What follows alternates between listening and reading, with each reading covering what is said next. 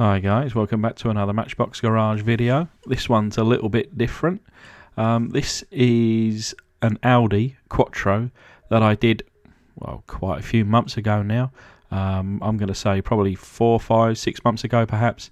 And as you can see here, I was never really happy with the shine or the finish on this car.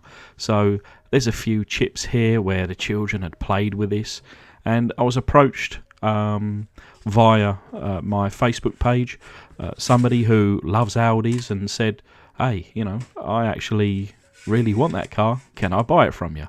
And I didn't really want to sell it as such, but I was up for swap deals, and knowing that I collect these American license plates, he showed me a picture and said, hey, I've got these license plates, they're brand new, I've never had to use them, how about a swap deal?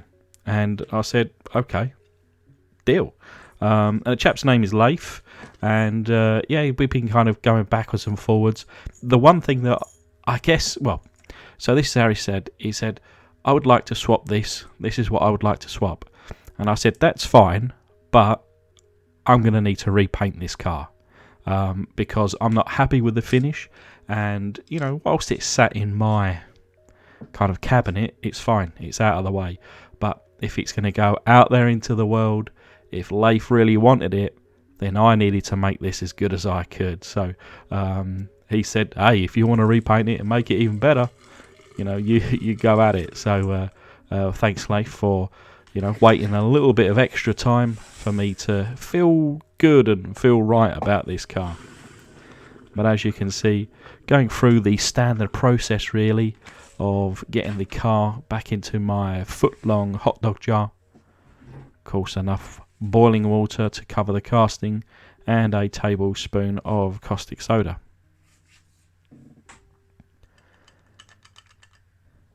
Quite interesting to see the difference on, I guess, paint reaction from, however long it's been, 4 to 6 months of fresh paint compared to Matchbox from the 80s or 90s. Of course, some older stuffs as well. But this, I was a bit worried because, normally I see a little bit of a reaction, but within a few kind of 30 seconds or so, nothing. But eventually, it obviously was doing its job. But whilst that was to one side, I was kind of starting to tackle or re-tackle everything else. So the windscreen there, just getting another dip into the pledge solution. The base here was fine. The little suspension piece here, though, just never really, I guess, kind of stayed true. And you can see here that I'm just going to add a little bit of this glue just to make sure it doesn't pop off again. And this is quite a nice little bit of kit called Bondic. And once you put that glue on, you hit it up with this UV light, and to be honest, it pretty much sets instantly.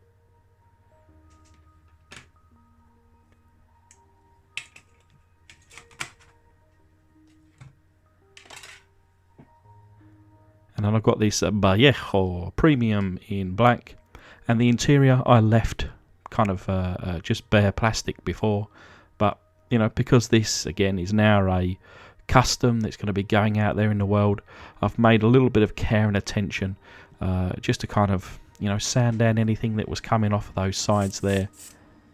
And instead of just black plastic, I wanted to kind of paint it over in this which dries in like a satin black, which I think just looks more realistic.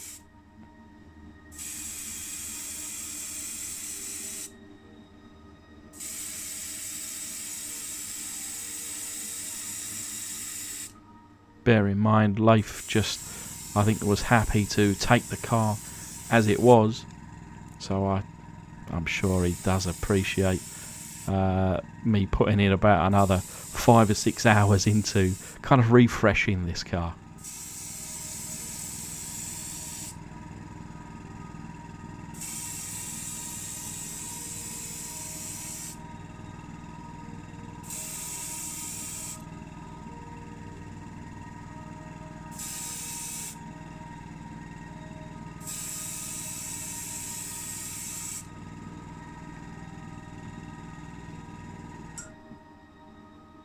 And there we have the interior covered, and like I say, that'll dry in a satin black.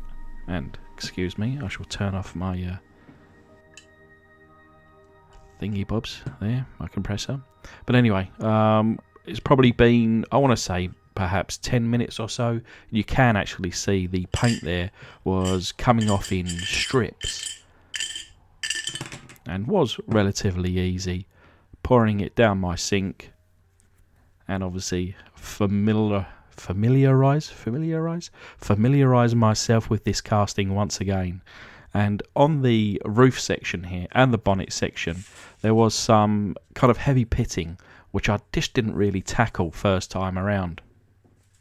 But again, this is now I see it as a commission car, and I need to, or I want to, make that additional effort to get this as good as possible.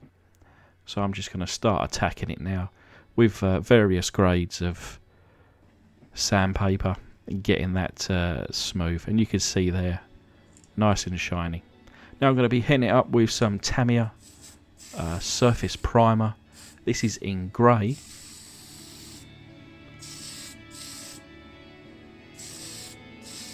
And I think this is kind of where my luck started to change with this casting. It was from here on in that it started to kick my butt. And as you can see there, I run out halfway through of the grey primer. And I thought, well, I'm sure it's going to be no problem. It's only a colour change. We'll just finish it off with white.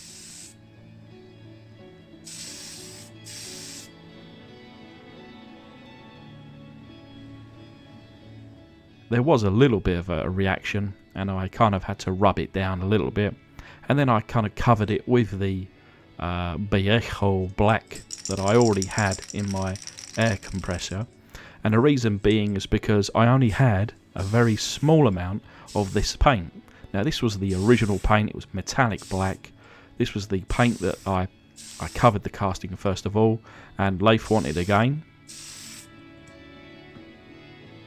And I thought, you know, that looks perfect. But no, I think with the double undercoat, the black there in the Viejo, and then kind of going over with this paint relatively thick, it just lost so much detail. And there we go. Again, this was how my day was going. So I tried to repaint it, and I run out of TS14 metallic black. And this was the colour that Leif wanted. And I thought, right, okay, what am I going to do here? So I recreated the paint using Tamiya X1 black with a little X11 chrome, and kind of turned a solid black into the metallic black. And just reaching for a tissue here to clean up again. So like I say, we've stripped it all the way back down again, and I've put another probably 20 minutes or so just rubbing through this, making sure it's perfect. And then kind of learning from the first time around, like I say, losing quite a lot of the detail I felt. Instead of a thick undercoat and top coat and clear, I went with a relatively light coat here. And it's probably been 10 minutes to dry. And now I've got my homemade metallic black.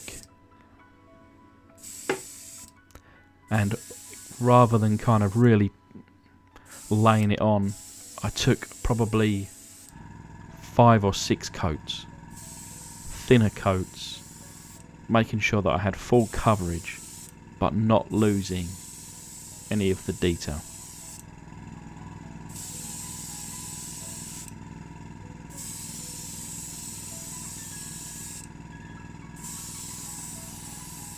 You know, this second repaint of the night is on the back of me being out all weekend, having some late nights, wanting an early night, but you know, wanting to keep up with the schedule, kind of burning the candle at both ends perhaps, but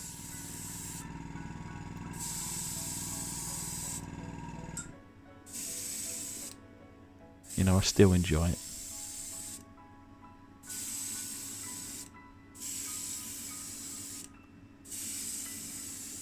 Now it's coming out really thin. Like I say, I just wanted to put, you know, a good coat, but not too thick.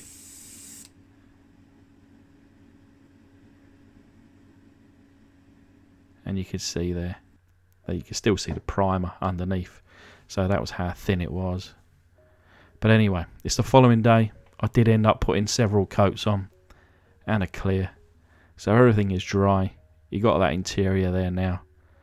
Much better than the kind of shiny plastic that it was. And here's the main casting. Actually got some shine to it. Much happier now. So this is kind of version 3. And certainly version 3 I'm happiest with. Yeah, this is the result. So like I say, a bit of a different video. Kind of a redo. A bit of a rehash. This car's now seen repaint 3 times. And this last one is certainly the best. And I do hope that Leif likes it. You know, he likes the original version. This is better. So this will be going into the post to him soon. I'm going to let it settle and fully cure, fully dry for a few days. But